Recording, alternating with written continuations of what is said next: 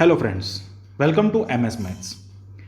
In this video we are going to derive the general equation of a particle under gravitational interaction. दो particle के बीच में gravitational जो interaction होता है उसकी जो जनरल इक्वेशन होती है और उसमें जो पाथ होता है उसकी हम यहाँ पे इक्वेशन फाइंड करेंगे। तो फर्स्ट हम यहाँ पे कंसीडर कर रहे हैं दो पार्टिकल की मैं यहाँ पे बात करता हूँ। तो दो पार्टिकल को अगर मैं कंसीडर करूँ तो ये पार्टिकल हो जाएगा m1 और ये पार्टिकल हो जाएगा m2। तो इनका जो मास है वो m1 एंड m2 और इनके बीच की जो डिस्टेंस की मैं बात करता हूँ तो वो क्या हो जाएगी r हो जाएगी।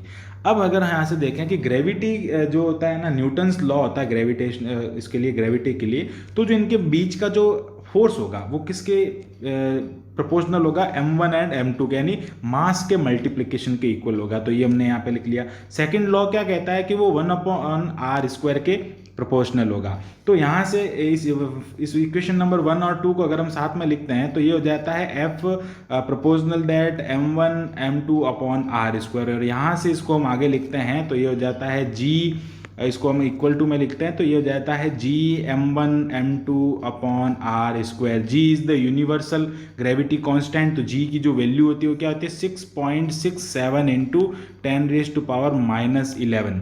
Okay, 6.67 into 10⁻11 newton into metre square पर किलोग्राम स्क्वायर। अगर मैं इसकी यूनिट की बात करता हूँ तो हो जाएगा newton into metre square plus kilogram square. तो ये होता है g, उसको हम कहते हैं gravitational constant, universal gravitational constant. तो ये जो हमने यहाँ पे फॉर्मूला फाइंड किया है ये फॉर्मूला है ग्रेविटेशनल के लिए, ग्रेविटी फोर्स होता है। अब मैं इसका अगर वेक्टर फॉर्म की बात करता हूँ तो ये हो जाएगा वेक्टर फॉर्म। अगर मैं लिखता हूँ इसका vector form, then f vector r, हम क्या करते हैं r का फंक्शन है इसलिए हमने इसको r लिख लेते हैं। तो f vector r is equal to -g m1 m2/r²। और ये हो जाएगा g कैप, आगे हो जाएगा r कैप। अब माइनस क्यों आता है? ये माइनस जो होता है वो अट्रैक्शन को बताता है। किसको बताता है? अट्रैक्शन को, उसके आकर्षण को बताता है कि ये दोनों क्या करते हैं, जो हमने द्रव्यमान के जो दो पिंड लिए हैं, दो हमने पार्टिकल्स लिए m1 m2, वो एक दूसरे को अट्रैक्ट करते हैं। देन इसका यूज करते हुए हम क्या करेंगे, यहाँ पे उसकी मोशन की, उसकी जो जनरल इक्वेशन है उस पार्टिकल की under the gravitational force, gravitational interaction, उसके लिए हम यहाँ पे फाइंड करेंगे। लेट मैं क्या करता हूँ, लेट के बी यहाँ पे लिख लेते हैं, या फिर let k is equal to g m1 m2, g m1 m2, हमने इसको k लेट कर लिया। तो ये हो जाएगा f वेक्टर r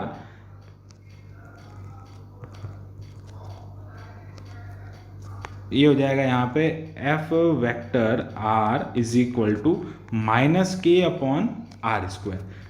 ओके, अब हम क्या करते हैं कि हमने एक और चीज़ यहाँ पे लेट कर लेते हैं कि जो u है, जो 1/r है वो u के इक्वल हो जाएगा। तो 1/r u के इक्वल हो गया। इसका मतलब क्या हो गया कि f 1/u, r की जगह पे क्या लिखेंगे हम, 1/u लिखेंगे। तो ये हो जाएगा f of 1/u is equal to -ku²। This is equation number 1, जहाँ जो k है वो कांस्टेंट है। हमने क्या किया कि जो g m1 m2 यानी कि इसके जो मास और उसकी जो वैल्यू है, देखो g जो है कैपिटल G वो तो ग्रेविटी, यूनिवर्सल ग्रेविटी कांस्टेंट है, उसकी वैल्यू तो फिक्स है। हमने यहाँ पे जो उसके मास है m1 m2 उसके जो मल्टीप्लाई है उसको भी हमने यहाँ पे फिक्स वैल्यू लेट कर लिया है। फिर यहाँ पे उसको हमने k के इक्वल लेट कर लिया और k क्या हो जाएगा यहाँ पे कांस्टेंट हो जाएगा। तो यहाँ पे लिख लेते हैं k is the constant value.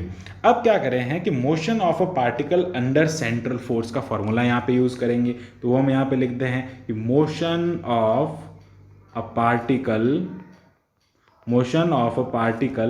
Under central force. तो सेंट्रल फोर्स के अंडर जो पार्टिकल की मोशन होती है उसका फॉर्मूला क्या होता है, उसके जो फॉर्मूला है, उसका जो पाथ होता है, यानी जो उसकी ट्रिजेक्टरी होती है under central force, and equation of trajectory, equation of, ये हो जाएगा, अगर हम इसके लिए फाइंड करते हैं तो ये हो जाएगा equation of trajectory of a particle.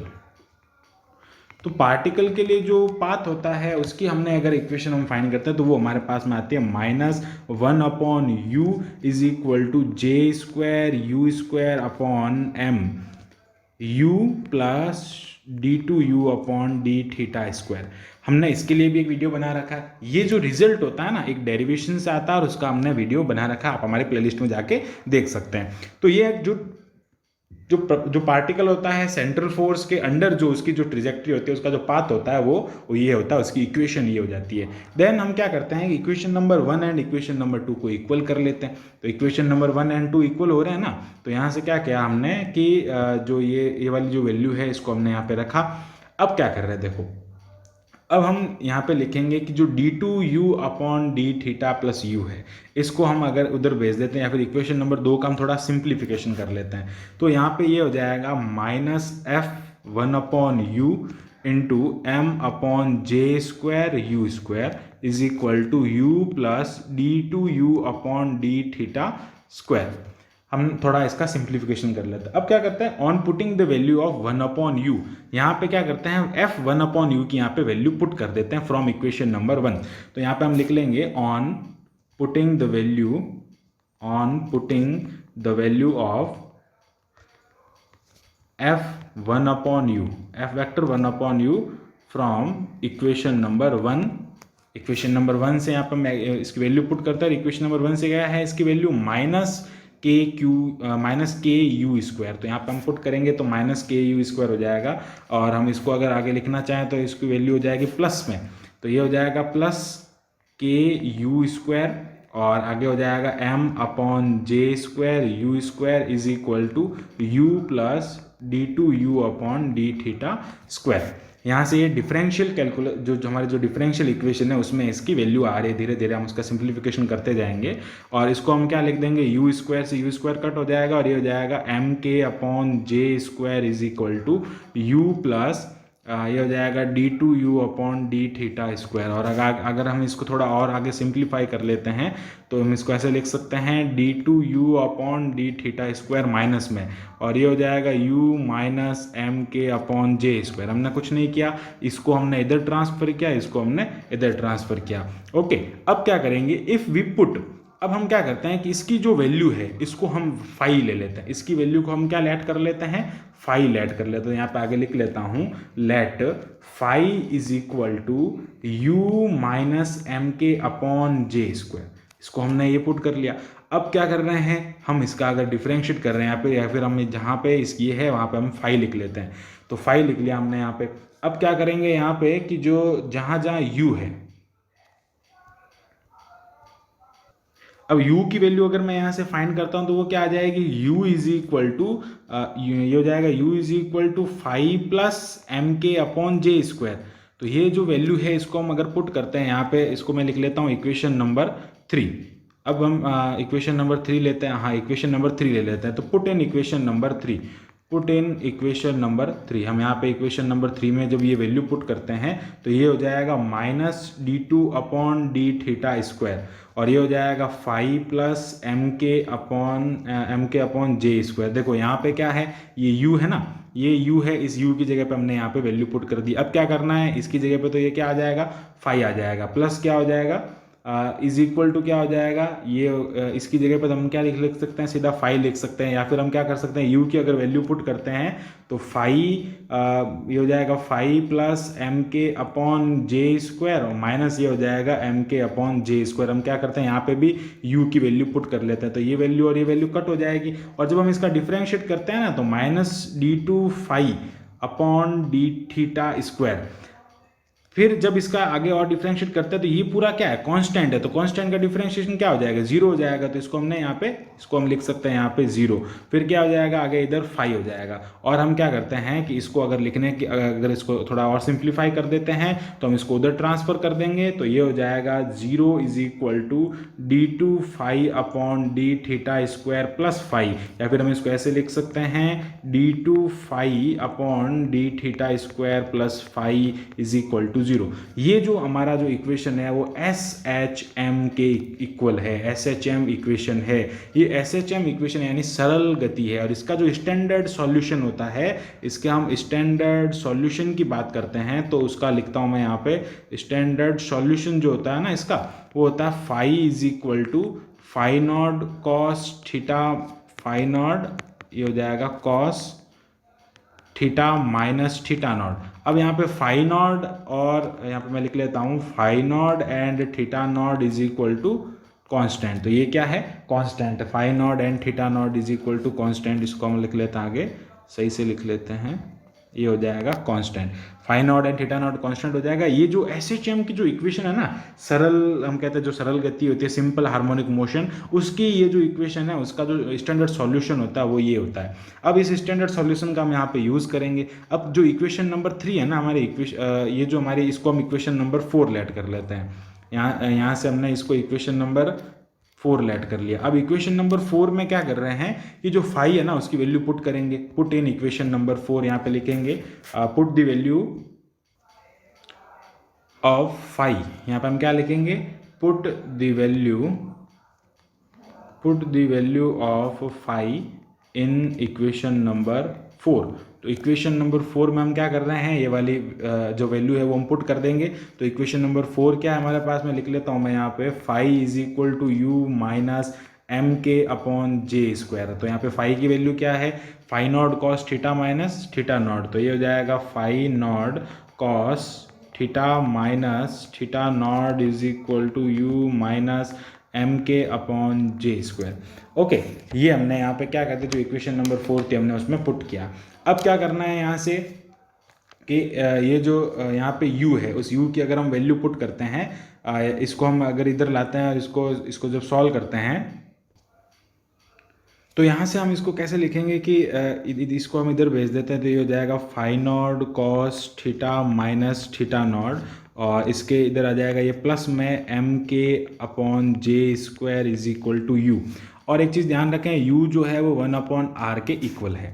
Okay, तो हम क्या करेंगे यहाँ से, अगर हम यहाँ पे अगर m के अपॉन जे स्क्वायर को कॉमन लेते हैं तो ये हो जाएगा, m के अपॉन जे स्क्वायर को कॉमन लेते हैं तो यहाँ पे m के अपॉन जे स्क्वायर का टर्म ही नहीं है, तो ये क्या हो जाएगा, यहाँ पे जे स्क्वायर अपॉन एम के होगा कि नहीं होगा। तो इसका हम क्या करेंगे, यहाँ से जब कॉमन लेंगे, ज़बरदस्ती जब कॉमन लेंगे उस टाइम पे क्या हो जाएगा, ये हो गया यहाँ पे जे स्क्वायर फाई नॉट, ये हो गया J square phi naught upon M के cos theta minus theta naught, और वापस क्या आ जाएगा आगे प्लस हो जाएगा, ये 1 इज इक्वल टू 1/r हो गया। अब क्या करेंगे, r की वैल्यू हमको फाइंड करनी है, तो r इज इक्वल टू ये क्या हो जाएगा, r इज इक्वल टू इसका रेसिप्रोकल ले लेंगे, तो r इज इक्वल टू ये हो गया यहाँ पे जे स्क्वायर अपॉन एम के। ओके, तो ये हो गया। या फिर हम क्या करते हैं, इसको इस प्रकार लिखते हैं कि इसका हम क्रॉस मल्टीप्लिकेशन करते हैं। क्रॉस मल्टीप्लिकेशन जब करते हैं तो इसके अपॉन में क्या है, 1 है यहाँ पे। तो इसको हम अगर ऐसे लिखेंगे कि इस r को उल्टा कर देते हैं यहाँ से, तो ये हो जाएगा हमारे पास में यहाँ पे r is equal to J square upon M K. तो ये वाले जो वैल्यू है 1/, हो जाएगी, तो 1/, हो गया, उसका मतलब क्या हो गया। फिर हम इसको अगर लिखते हैं अगर ढंग से, तो ये हो गया 1/m के अपॉन जे square phi naught upon M के cos theta minus theta naught plus 1। अब क्या करेंगे, यहाँ से हम ये वाली वैल्यू जो है इसको ऊपर लिख सकते हैं, यानी जे, इसको हम क्या कर सकते हैं रेसिप्रोकल करके, यानी जे स्क्वायर अपॉन एम के ऊपर लिख देंगे। तो यहाँ से मैं इसको हटा देता हूँ, तो ये हो जाएगा ऊपर जे स्क्वायर अपॉन एम के। This is equation number 5। अब इस इक्वेशन नंबर 5 में क्या करना है, या फिर हम क्या करते हैं, जो इक्वेशन नंबर 5 है उसको हम आगे लेट कर लेंगे। तो जो J square upon M K है उसको हम क्या लेट कर लेते हैं, पी लेट कर लेते हैं। इसको हमने पी लेट कर लिया, एंड जो जे स्क्वायर आगे लिख लेता हूं मैं यहाँ पे, ये हो जाएगा यहाँ पे अगर हम लिखते हैं तो ये हो जाएगा P इज इक्वल टू, जो P है उसको हम क्या लेट कर रहे हैं, P is equal to J square upon M K. तो जो जे स्क्वायर एम के है उसको हमने P लेट कर लिया, और जो J square phi naught upon M K है उसको हमने E इक्वल कर लिया, E के हमने उसको इक्वल लेट कर लिया। तो क्या आ जाएगा, R is equal to P upon 1 plus E cos theta minus theta naught. तो जो ये इक्वेशन हमको मिल रही है ना, ये एक कॉनिक की इक्वेशन है। कॉनिक की जो इक्वेशन होती है ना वो क्या होती है, ध्यान से देखना कि कॉनिक की जो इक्वेशन होती है वो होती है L/R is equal to 1 plus E cos theta होती है। तो ये कॉनिक की इक्वेशन यहाँ पे मिल रही है, यानी कि जो उसका जो पाथ होगा वो कॉनिक होगा। अब कॉनिक का मतलब आप समझे, देखो कॉनिक क्या हो जाएगा, कॉनिक में या तो वो सर्किल होगा या फिर वो पैराबोला होगा या फिर हम कह सकते हो इलिप्स होगा, या फिर वो हाइपरबोला होगा। तो ये वाले ये जो 4-5 टाइप के जो कॉनिक होते हैं, इसमें रेक्टेंगुलर हाइपरबोला भी होता है। तो उस कंडीशन में यहाँ पे होता है, हम जो हमारा नेक्स्ट वीडियो होगा उसमें हम इसकी ट्रेसिंग पढ़ेंगे कि ट्रेसिंग कैसे होती है। इस वाले में हम अगर अलग अलग वैल्यू पुट करते हैं वेरिएबल की, तो हमको उसकी किस कंडीशन पे कौन सा हमको कॉनिक वहाँ पे मिलेगा। और अगर यहाँ पे मैं बात करता हूँ केस नंबर 1 की, तो केस नंबर 1 में क्या हो जाएगा कि theta is equal to theta naught जब हो जाता है, तो देन हम यहाँ पे बात करते हैं theta is equal to theta naught. Theta और थीटा नॉट इक्वल हो गया, तो यहाँ पे क्या हो जाएगा, आर मिनिमम होगा। देखो R theta theta naught 0, cos 0 क्या होता है 1 होता है, तो ये क्या हो जाएगा, आर जो है वो मिनिमम हो जाएगा। Okay, second condition, second case में बात करता हूँ, केस नंबर सेकंड, तो उसमें क्या हो जाएगा, theta is equal to theta plus pi हो जाएगा। तो theta is equal to theta plus pi होने पे क्या हो जाएगा, देन आर इज मैक्सिमम। तो आर क्या हो जाएगा वहाँ पे, मैक्सिमम हो जाएगा। There are 2 condition for R minimum और मैक्सिमम। So thanks for watching this video. Keep watching MS Maths and subscribe the channel MS Maths. ये जो हमको यहाँ पे इक्वेशन मिलती है, यही इक्वेशन है ग्रेविटी इंटरैक्शन मोशन के पथ जो होता है वो सदैव कॉनिक रहता है, और ये हमने उसका सत्यापन भी किया, प्रूफ भी किया।